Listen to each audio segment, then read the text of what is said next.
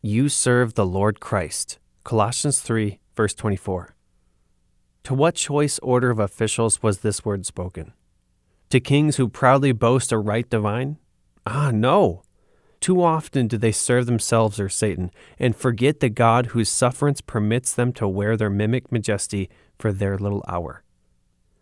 Does the apostle then speak to those so-called right reverend fathers in God, the bishops, or the venerable of the archdiocese? No, indeed. Paul knew nothing of these mere inventions of man.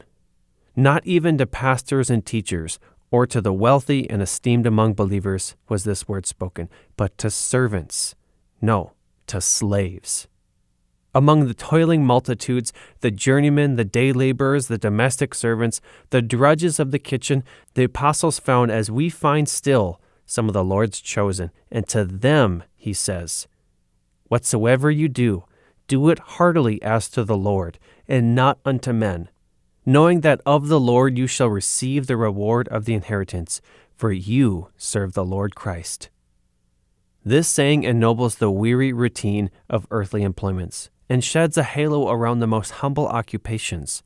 To wash feet may be servile, but to wash his feet is royal work. To take off the shoe is poor employment, but to take off the great master's shoe is a princely privilege.